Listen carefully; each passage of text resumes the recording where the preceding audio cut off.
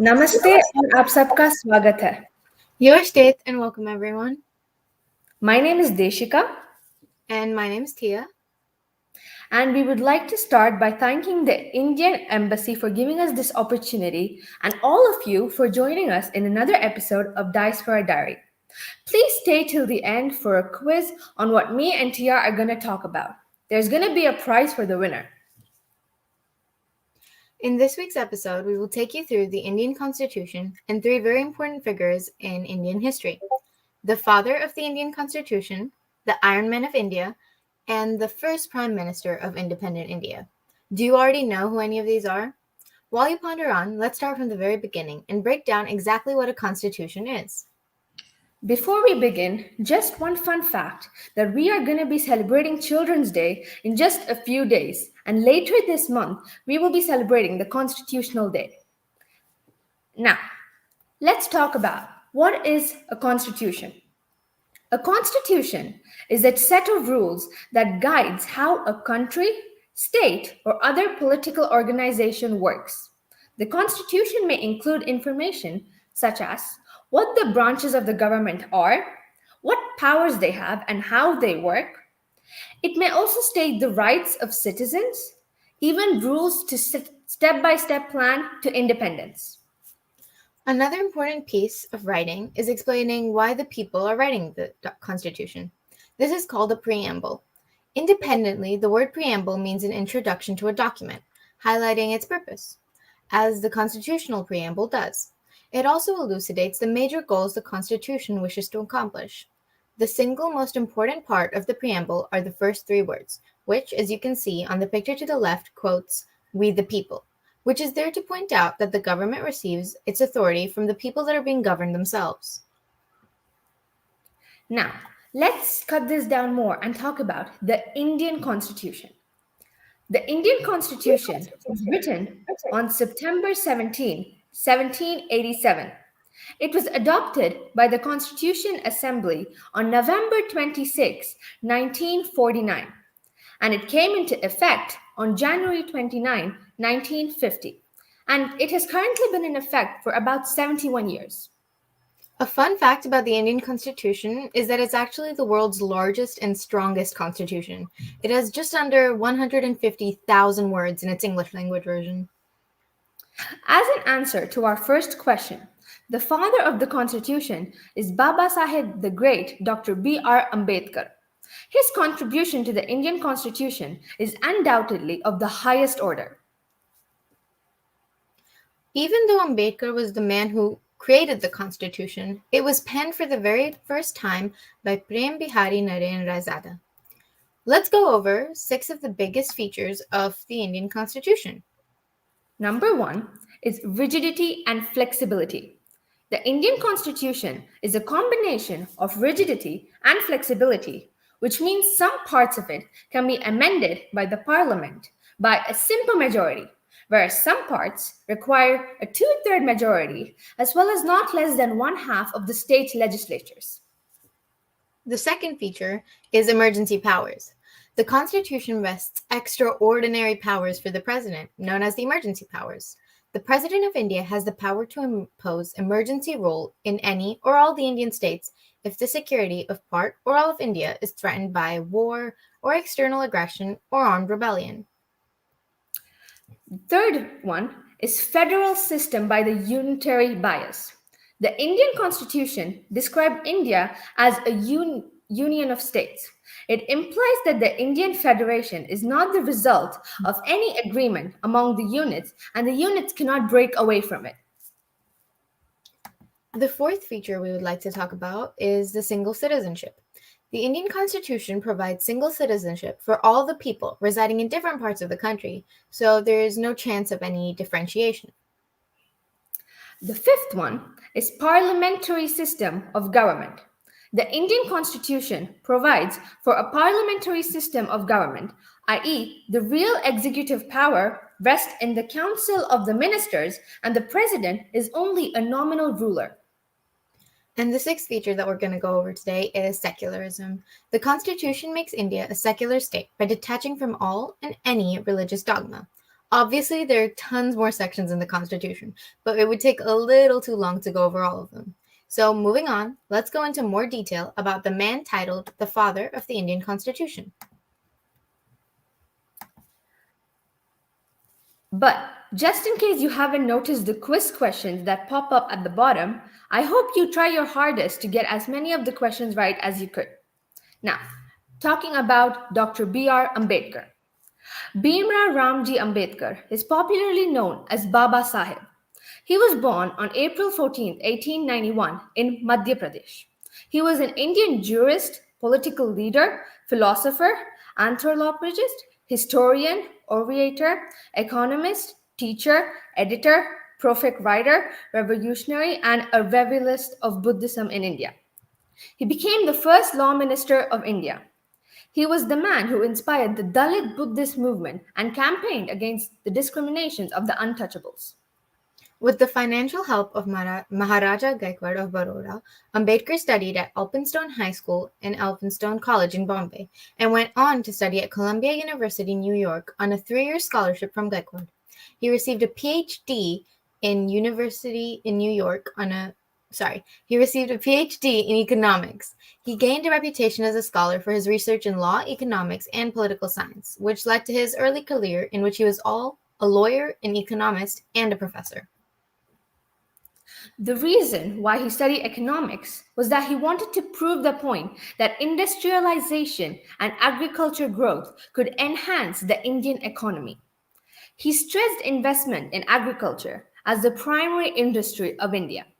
He also wanted to fight for the Dalits and bring them from dark to light, which was the reason for him to become a lawyer. Ambedkar was the chairman of the drafting committee. He was a social revolutionary, thinker, and agitator against caste divisions and caste-based inequalities. In fact, this is why Dr. Ambedkar played a key role in the making of the Constitution. Tia, just out of interest, do you know what the Dalit movement is? Well, the Dalit movement was a struggle that tried to counteract the socio-cultural hegemony of the upper classes. In other words, it was a movement led by a group that called themselves Dalits and aimed to seek equality with all other castes of the Hindu society. They had a very simple and catchy motto. Deshika? The motto of the Dalit movement was equality for all. But do you know how Ambedkar supported the Dalits? Ambedkar adopted various means to safeguard the Dalit rights. Ambedkar launched a movement against Dalit discrimination by creating public opinion through his writings in several periodicals such as Muknayak, Bahishkat Bharat, and Equality Janta. The movement was launched in 1956 in Maharashtra, and nearly 500,000 Dalits joined him and converted to Navayana Buddhism. Oh, this actually reminds me of another man who did equally as much as the country, just like Ambedkar. Are you thinking who I'm thinking of? If you're thinking of the answer to our second question from our introduction, the Iron Man of India, then yes, Sardar Vallabhbhai Patel. Of course.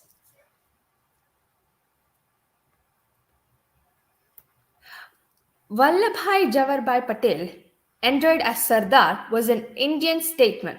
He served as the first Deputy Prime Minister of India from 1947 to 1950.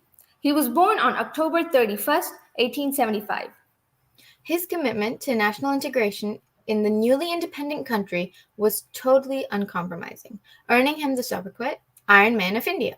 He is also remembered as the patron saint of India's civil servants for having established the modern All India Services system.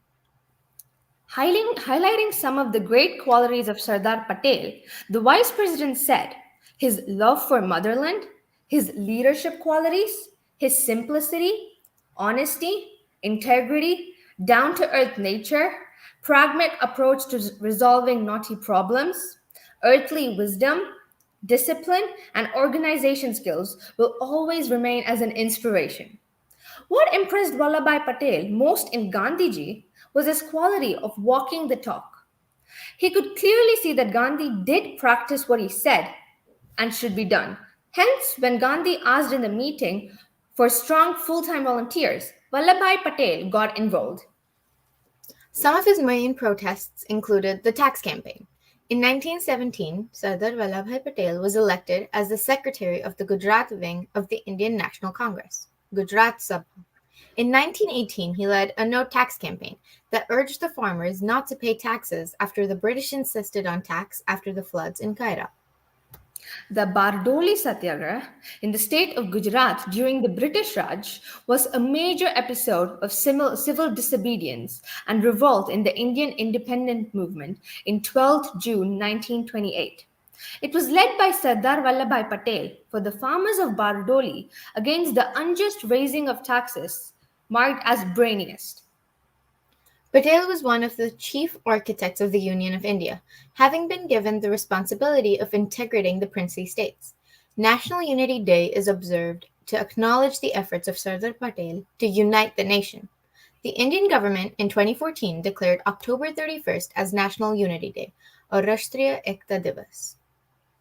Also, many of you may already know this, but the tallest statue in the world is the Statue of Unity, and it is in Gujarat.